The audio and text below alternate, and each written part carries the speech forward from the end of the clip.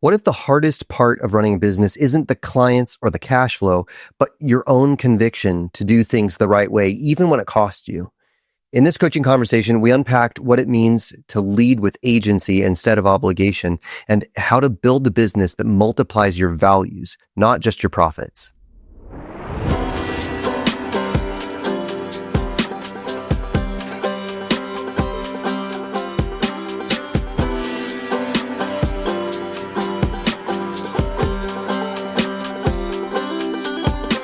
Today, I'm coaching Weslei Costa, a high-end contractor and interior designer who's built a thriving business on craftsmanship, integrity, and excellence. But lately, he's been feeling the pull to shift from client-driven work to developing his own homes. But beneath that shift lies a deeper tension: how to lead, delegate, and train others with the same heart that he brings to the job. So, Weslei, what I hear in you, I hear a maturity in this area that I don't usually hear from a lot of other business owners, especially business owners that are in your industry. So that's super encouraging. You are doing really well. Thank you. But I think there's more. What you said at the beginning was, hey, it's the 1%. And I think you're referring to clients that are driving you nuts. Tell me about that. Like, what's the deal? Yeah, with the it's 1%? it's not just about clients only. Okay. It's everything, right? Okay. Everything. Unpack that It's 1%. suppliers, subs, employees, Mhm. right? So, and clients, obviously. Okay. So it's 1% rule. Yeah, I put it out that number, but I'm not sure. 1%, 2%, 3%, but it's really rare. But they will appear, Yeah. right? People that you can't please them. Yeah. Literally, no matter what you do, right? And because they are not happy with their own lives and you can't do anything. So here and there, they're going to appear. Right. And you have to deal with them. Let's talk about that more. I mean, because I have the sense that you think you have to, and you'll have to help me understand this a little bit more. But earlier, I think that what I understood you to say was, hey, I'm changing the model of my business a little bit because the 1%, the pain from that 1% sort of overshadows the rest. Oh, no, sorry. Yes. So don't overshadow the rest. Okay. It's just something good if you can avoid it. It's not easy because, again, every step forward, it's going to be some different challenge, right? Right. It's just something that I want to avoid. And there's only one way to avoid it. Okay. Start to develop my own house and I don't have to work for anybody else. Okay. Help me understand that more, because isn't that what you're already doing? When you say develop your own house, what do you mean? All right. So what I do right now, you want to remodel your house or build some ground up house for yourself. Okay. And then you're going to hire me. Yeah. And every step I do in your project, I need your permission, right? So you're talking about build and sell. You're going to do speculative houses and then sell them once they're done. Yeah. You're in full control from start to finish. Yeah. So then are you running to something or running away from something? Maybe both. Okay. Right? So when you run away from something, you run into something. Yes, but the motivation is different. So are you running away from the pain over here, or are you like, oh my gosh, that's so amazing, I have to go to it? Probably the second option, because if I would evaluate my business right now in terms of quality, it's almost like the highest quality life I could have, So it's amazing. I have a wonderful client. My business financially goes well, but there is something a little better, Okay. Just a little bit. Even financially talking, whatever I do for you and for a client, when I do to myself, it's like 2 times more profitable. What's the reason for that? Because when you sell a house, you have more profit than when you just do the work. It's pretty much like this equation.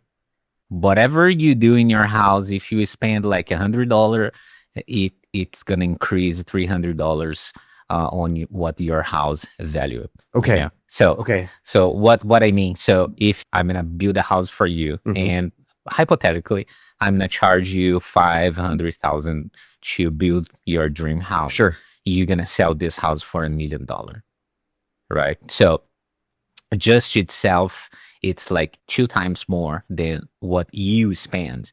So, Yeah. and I already had some profit on it. But if I do that to myself, Yeah, you get to keep both. exactly. Yeah. Yeah. It's as simple as that. So sort of the model that you're thinking about is if I could actually break apart your businesses, you're going to be a real estate tycoon who hires a construction company to do the work that you just happen to own. Mhm. And so you're going to make profit from building the spec house, and then you're going to profit by selling it over here on this side. Is that sort of the idea? Yes. Okay. But, I'm starting from the very beginning. Sure. Yeah. Just logically separating them, Yes. even Yeah. though, they're going to be blended. I get it. Yes. Okay. Yeah. Fascinating. Yeah. And I mean, it's again, so I can't complain about my business, Sure. but there is something a little better, Yeah. and that's what I want to do. Okay. And there are couple things doing business the way that pretty much all construction business do. It's complicated about the season. On summer, it's where my kids, they are off school. Yeah. It's where my business, it's booming. really busy. Yeah. And try to balance that out. I have to be out of the business, high business season when my kids are in a school break. Yeah. And this doesn't go well together. Yeah. But if I jump to that, Where you're in control of the timeline, not at the yes, mercy of because someone else. the Yeah. real estate, that's the thing. So you pretty much have to build a house and get it ready for sale on the spring. That's the season. It's like just like 2-3 month window. So that's the time where we have like 80% of houses sold in USA. It's spring and or the I know summer. that. So, and then have said that, so it's going to be easier for us to plan our year to have a family vacation. Yeah. Because my high season is not going to be on summer anymore. Yeah. Okay. So what does the transition look like? I mean, do you just stop taking phone calls or just change the model? Do you slowly shift? So, the best case scenario will be not taking any phone call anymore and start my business right away. But doesn't work like that because I still have to make money, Right. But it's also most of my clients, they rely on me. And I, again, so it's about the relationship. Yeah. Right? I can't just let them down. Like for some clients, I can't say no, because they are my friends. Yeah. I even things that I don't really want to do, and it's not even profitable for me, and I mean, it's not going to change. So that's the life. I try to teach my kids, like, you don't do things just because you want to earn money. You don't things just because you want to do. You do things because they're the right things to do. The right things to do. Yeah. Sometimes you have to. Yeah. Like sometimes we can't say. Can I change your language a little bit? Yeah. I'm going to challenge you on this. a little bit. Absolutely. The language that you have used so far is you can't, you have to. They're all sort of obligatory. And I would challenge you to change your vocabulary around this because I think it's actually more reflective of your heart. Absolutely. I choose this. Yeah. You have agency. Yeah. And the fact is, no, you actually can do all those things, and you don't have to do any of them. Yeah. All you have to do is look at all of your competitors, and you can see that there's no law of the universe that's making anyone do anything. You're choosing this. Yep. And I think that when I say out loud, hey, I'm choosing to be generous with a friend at a personal loss to me, it totally changes how I approach the situation, because now I don't feel like I'm the victim. I feel like I'm the hero in a story. How does that land for you? Oh, perfectly. I never thought about that in terms of vocabulary, but that's what I feel. Yeah, it's something that I choose. It's not, I wasn't obligated to do it. Nobody put a gun Right. and say, you have to do it, man. Right. You know, otherwise you're going to be in trouble. But I choose. Yeah, that's the life. We are able to pick what we want to do. You know, we choose to do our best. We choose to help people. We choose to do the right thing because it goes better with our principle. Yeah. Right. Yeah. I think you completely right. Yes. I should pick the choose word Yeah. more often than I have, I can, I cannot, whatever, you know, because fits better with my philosophy. Yeah. I think so. Yeah. Sure. So, okay, let me switch gears on you a little bit, because now you're choosing scale of 1 to 10. 1 being nope, not possible, everything would shut down, and 10 is I could step away and things would work perfectly. No one would even know I'm gone. Mhm. As you look at the business that you have today, how dependent is it on you specifically, to make sure that the doors stay open? So again, 1 is if I left for a couple of days, everything would fall apart. And 10 is I could be gone for like a month and business would continue as usual. It's hard to tell you. I would say depend where we are, because our company is so dynamic. Okay. Right? Depends the project that we are doing. Okay. And which phase we are. Sure. But you know, we have to have an answer for things, right? So I would say, Well, in general, go ahead. in general, 6, 7. Okay. I mean, that's actually better than I thought you were going to say. Yeah. So we're going to put it at a 6 or 7 then, because the weakest link in a chain is the strength of the chain, right? So I don't care how dynamic your business is. If there are seasons where it is a 1, well, then your business is actually at a 1. Okay. Second question, where do you want it to be? So if you're at a 6 or a 7 now. The dream would be 10, right? Okay. That's the dream. Okay. Like you could be out of town, you know, on vacation, and everything is still going on without you, right? But I don't know if I will reach that point. Okay. You know, what do you think is standing between you and 10 right now? I mean, it's really complicated when I tell you what is in between my 7, let's say where I am right now, and the 10 where I want to be. I would have to have 2, 3, 4 more guys like me, exactly like me. It's not with my skills. I'm not talking about skills. Yeah, you're talking about the heart behind it. Yeah. Okay. Why do you, I mean, you have this inherent belief that that's difficult. Why do you believe that? Because most people, they don't really realize how relationship it's important, and they really want to make money. And sometimes they're gonna walk away if something is not really profitable, or if they think it doesn't worth their time, right? I'm gonna go out on a limb here. My gut says that there's maybe a little bit of a fatalist sort of perspective that you hold around people. Like what I think I am seeing, reading between the lines, is finding someone else that's going to approach business the way that I do is difficult or impossible. It's difficult. It's not impossible. Okay. Yeah, it's difficult. So where would you find people like that? I don't know, because you can't just put it some advertising. Hey, I'm looking for. You're absolutely right. Yeah. So you're gonna find them. That's my Christian perspective. God's gonna put them on your path. Okay. Somehow. I accept that. Yeah. But I also, God has given you ability, intelligence, and prudence, and given you a job to do. And so, yes, I believe you're right. God's going to put people in your path, but he'll probably put more in your path if you're pursuing it. Yeah, sure. Okay, so I totally agree. Okay. Yeah, totally agree.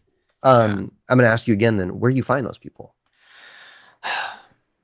I don't know. So people that work with me, I try to get referral from Okay. friends. Okay. So like, do you know somebody that work on construction or they do design? I do it for everything in my life. If I need a mechanic, I'm gonna You're gonna ask somebody else, somebody that I trust. Yeah.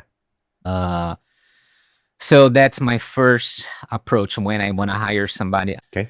And then if I can't, I go just a little bit further. Sure. You know, people that's not actually my friend, but I know them.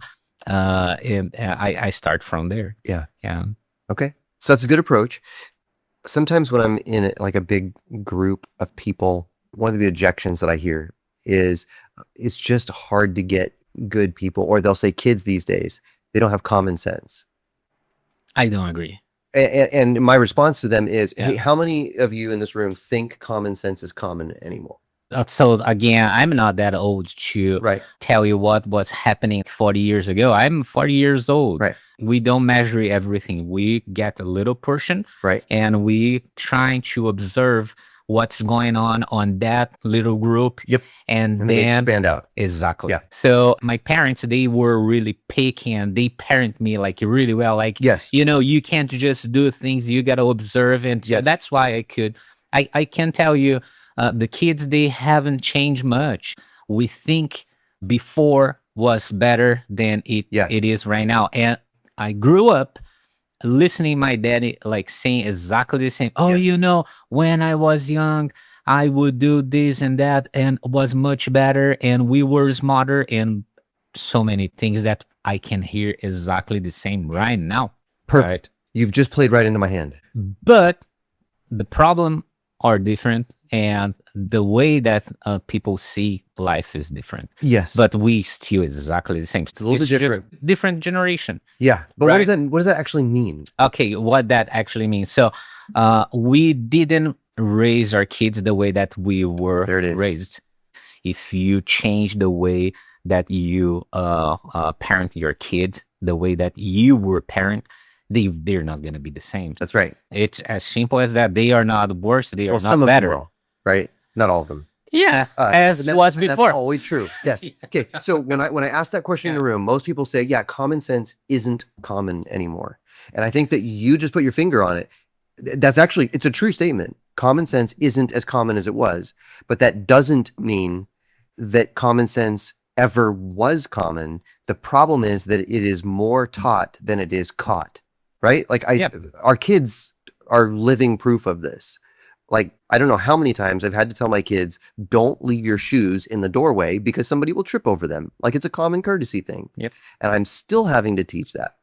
And at some point when they're 40, they'll probably be saying it to their kids. Yeah. But if I never taught them, they'd probably, be 80 and still leaving their shoes in the middle of the floor. Yeah. So it is taught, not caught. Here's the issue that you're facing. And it's the issue that many leaders like you are facing now. Parents didn't teach these things. Yes. Right? Yes. So whose job is it now? Okay. That's a good question. So well, I'm looking at him. Yeah. So I think that's our job as human being, as a Christian. Yeah. Right. We gotta help people to get back where they should be right from the beginning. Right. So that's the most problem I have. Yeah.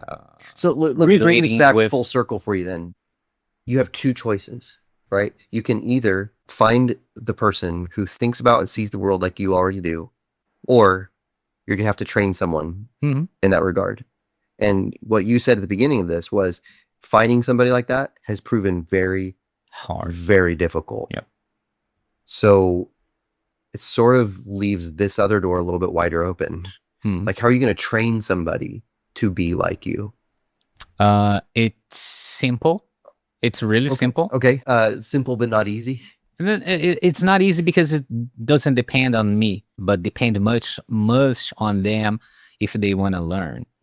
Right. Yeah. So I've been taking class for many different things, and I still doing jiu-jitsu class. I still learning music and music production I'm a student. Yeah. And I probably am never gonna not be a student for the rest of my life. I Yeah. like it, but I gotta put myself in a place that I wanna learn. If they don't think they need to learn, how can I teach them something? Yeah. It's impossible. Yeah. Right. But it's easy. If they say, I want to learn. To learn something, you got to put yourself in a place that you got to be humble. Yeah. I don't know everything. So you've nailed this. Yes. Now you need to apply it. Do you teach jujitsu to kids now? No. Okay. I help my professor. Oh, perfect. Okay, so in your experience, the kids who dropped off and are like they're sort of against their will, their parents said they had to be there. And then there's the other kid, the one that chose to be there. Which one's easier to teach? Obviously the kid that wants to. It wasn't a trick question. Yes, but both need the same help. True. Yeah. I think that's true. But if I give you the choice between 5 students who are eager to learn and 5 who are there because they have to be, and you only have 5 slots for your class, which are you going to pick? Depend my perspective. What I want to do. I want to change people's life. I would get those that they don't want to be there. Okay. Yeah. Your success rate of changed lives is going to be much higher by focusing on the kids that actually wanted to be there to begin with. Yeah. In life, we never have the option to say yes or not. What do you mean? The answer is not as simple as which one you're gonna. Absolutely, it is. When it comes to hiring, it has to be. And let me illustrate that for you. If I want to get my company to a 10, where I can actually step away, what I'm going to have, you said it, is some trusted lieutenants who are going to run my business the way that I want it to be run. And what I really mean by that is that my customers are going to be cared for the way that I would care for them if I was here, that my vendors are going to be interacted with the same as I would do it, that my crews are going to be loved and supported the same way, on down the list, right?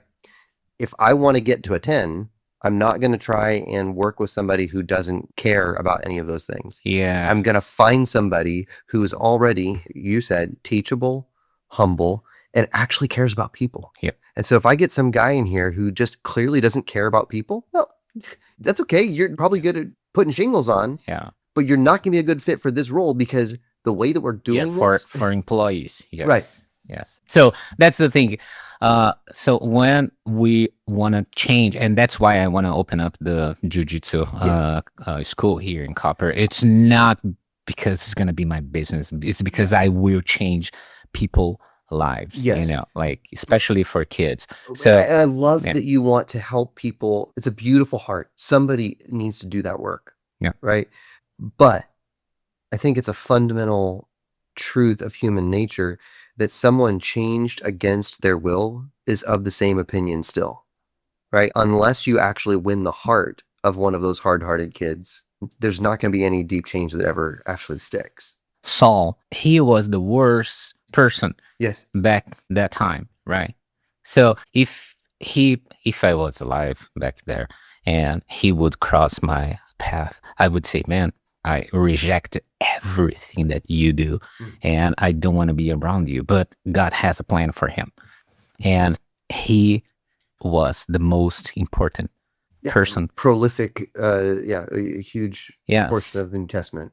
So obviously I can't apply exactly the same rule that God applied to him because God knew his heart and God had some plan for him, right? But we never know what's gonna happen. Somebody could be like really, really nice and kind. Something happened on his life and he changed completely and he started to act totally different. Sure. So the answer for the question about kids and which group I would, pick for be a teacher, I would say the most complicated one because I think I will be more helpful for them. They're not going to make my life any easier. I know I will regret, I know that. But that's the decision I choose to be more helpful for them because that's the purpose of my school. However, if we are talking about my business, Yeah. it would be a little bit different. Okay. Yep. I love that you're distinguishing between those, because I think that's actually important. I know a guy. He has a enormous business in Texas. He does porta potties and fences, and he hires convicts that have just got out. He is not in the porta potty business or in the fencing business. Those are the tools he uses, but his real heart is giving men that have blown their lives up a second chance. Like, that's the purpose of his business. And so he is, choosing the hard thing and the painful thing because he knows why he's doing it. Yeah. And so that's what you just articulated in the dojo. In your business, what you said is, no, I want my business to function really well, to produce high quality, amazing work that supports all these other things that I'm trying to do over here. And so you're not in the business of upgrading people.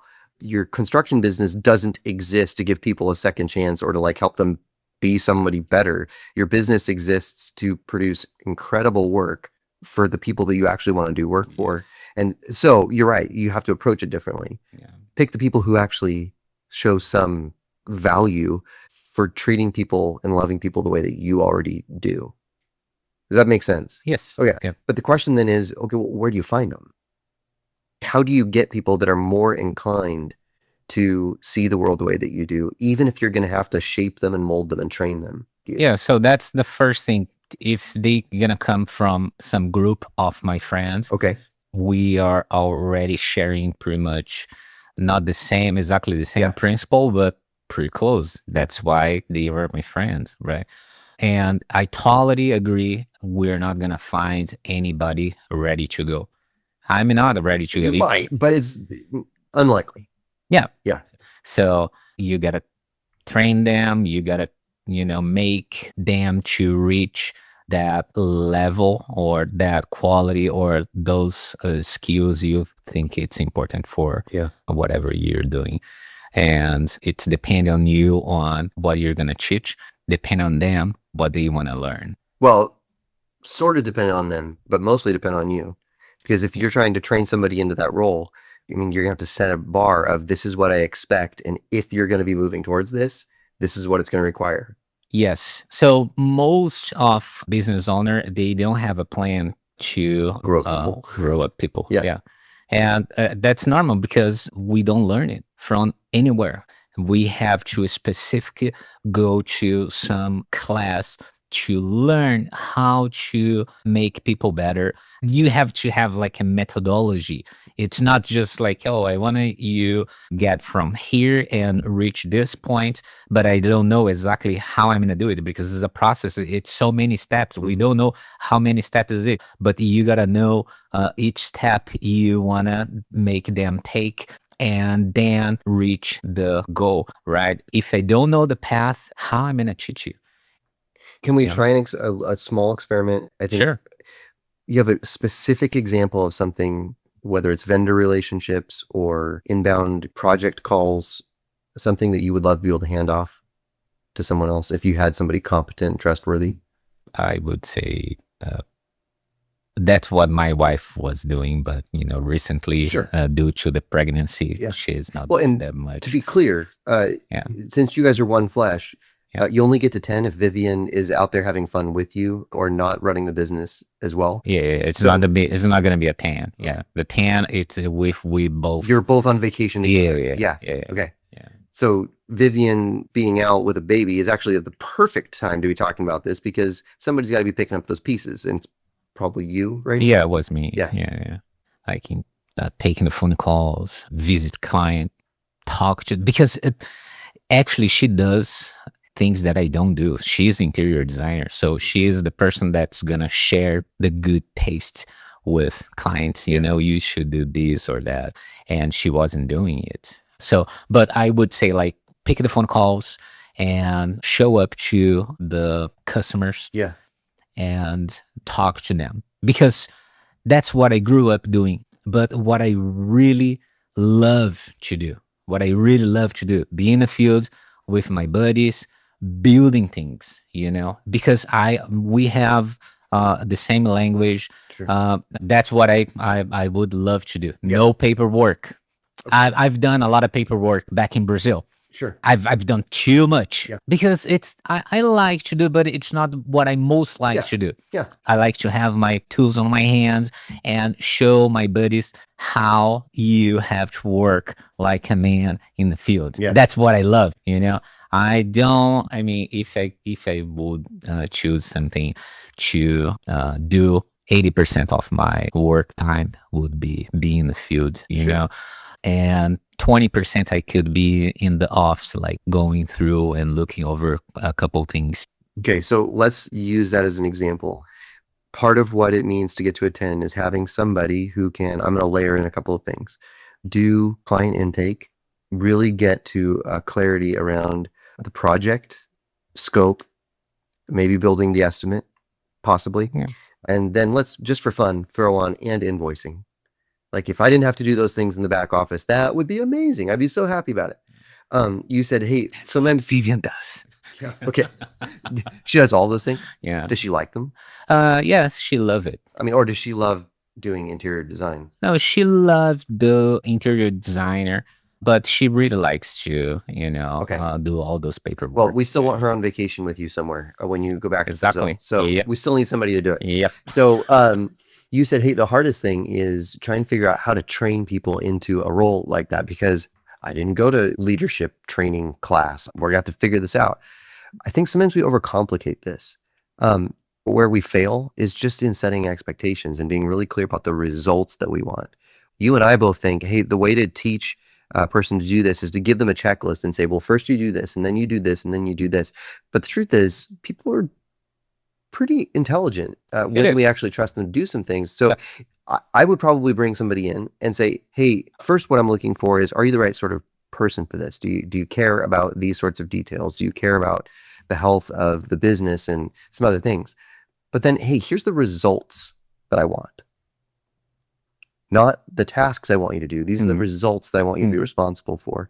So on the client relationship inbound side, one of the results I'm looking for is every single call is either picked up or returned within 2 hours. It's a result. Like, how are you going to do that? Well, I've got some ideas, but I'm holding you responsible for that standard around here.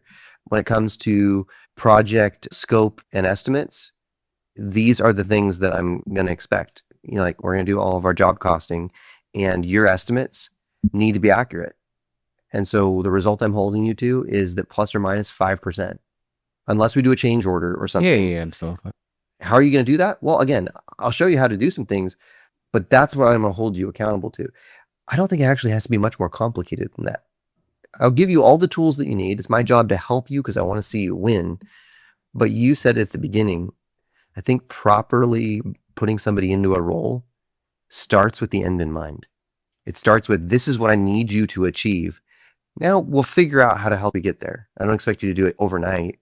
We're going to walk you into that role. I totally agree. I truly believe on organization. If you're not organized, you're not going to achieve anything. Yeah. I don't think most of small business owner, they do it. I think that's a really good start. Yeah. Like you got to know your goals, where you want to be, what you want to get. And then since you know what you really want, then you're going to find a way. But we got to organize those things. Yeah. It's not just, my dream is find a guy that can do what I do or something. Yes, that's okay. That's too generic. Yeah, that's right. Yes. Okay. You got to be more specific. What do you want somebody to do? What? Yep. Do your paperwork, because that's also like a small business like mine. We do so much. Yeah. Right. So I sell. I'm a carpenter. I'm an electrician. I'm a plumber. Yep. And delegation, it's really important. And it's so important that you can even have to absorb their mistakes, because that's when it's a reflection on you. Exactly. Yeah. So you're going to do everything by yourself and you're not going to grow. And when I say grow, it's not grow in volume. I'm saying grow in business, which means like you have your own tasks to do. You don't have to do everything. You can spread it out. You can delegate things, and you can trust on people what they're doing and not be so frustrated when they do something wrong. Yeah. I'm still learning it because I get so frustrated. I really, I get frustrated when I do my things wrong. Sure. You have high standards, and that's a good thing. Yes, but we gotta balance it out. Absolutely. I don't trust we have to do everything perfectly. We're not gonna achieve the perfection. Yeah. But we know we have standard quality, Right. But we gotta accept things not being 100% the way that we want to. Things like that can't drop your quality life. Right. You gotta just say, man, we're gonna get through it. So we're gonna do better next time. And by better, I think what you mean is that we set the bar. We say, hey, this is what we're aiming for. Yeah. And more often than not, we're gonna be the company that hits it. Exactly. Yeah. Well, let's wind down. Was there anything in our conversation that was useful, helpful for you? I would say plans. I definitely, if you asking me right now, do you have a plan to teach people in your company? No, I don't have. This is very important, and I have a plan for pretty much everything. Yeah. But I don't have a plan how to teach people for what I want to do in my company. I don't have a plan, and I'm ashamed. Don't feel shame. What you have been doing has got you to where you are today. Yeah. Yes. I mean, you're building the plane as it goes down the runway. It's okay. Yeah. No shame. We can do. You can, of course, We can do it. Yes, of course. Because as trust me, that's gonna be the first thing I'm gonna start. I'm not kidding. I'm gonna put a list like I wanna have this guy doing it. So this is gonna be his goal, right? And how we're gonna achieve it, we're gonna work together. Yeah. This is amazing. I mean, I have to do it. Okay. Yeah. I choose to do it. Yes, I love it, Wesley. I love it. It's the best. Yeah. Well, let me pray for you to that end. Absolutely. All right. God, I thank you for this time with Wesley. You clearly gifted him with so much wisdom and experience and heart. God, I thank you for the way that he is building a business that is not firstly concerned with his own prosperity, but is firstly concerned with integrity, doing what is right because it is what you have put on his heart. And then he's just trusting you to give all of the increase. And God, that's an honorable and a noble way to approach business and life. And so I ask that you would bless him in it. And as he thinks about this transition sometime in the near future of beginning to build spec houses and transition a little bit out of all of the client-based work, pray that you would bring people into his life who are already intrinsically motivated to do great work. People full of integrity and honor, people who are naturally gifted at client interaction and loving people and doing things to the best of their ability. And then will you please show him how to train people on purpose, help him to have that plan. And then, Lord, I suspect he also needs to be gracious toward himself. And so I ask that you would help him to be kind to himself and to not beat himself up too much for not having a plan for that yet. God, in all of these things, we ask that you would grow his business as you see fit, that you would make it profitable, and that you would equip him with success, however you define that, Lord, to build your kingdom, to bless his family, to impact the community that you've placed around him, and all of these things for his good and for your glory. And it's in Christ's name that we pray. Amen. Amen. What really stood out to me in this conversation with Wesley was his shift in language from I have to I choose to. That one change reframes everything because it moves him from being a man burdened by responsibility to being a leader who's walking in conviction. Maybe that's your takeaway too. You don't have to take every job. You don't have to carry every weight. You get to choose the work that aligns with who God's called you to be. And so here's a question for you to reflect on. Where in your business have you been saying, I have to, when God might be inviting you to say, I choose to? If today's conversation stirred something in you, then I'd love to help you take your next step. You can either apply to be coached on a future episode, or you can just book a short chat to talk through your own season of growth. Just check out the links in the show notes below. So as you go, remember this principle from Colossians chapter 1. Whatever you do, work heartily as for the Lord and not for men, knowing that from the Lord you will receive the inheritance as your reward. You are serving the Lord Christ. And may you serve the Lord Christ as you go. I'll see you next time.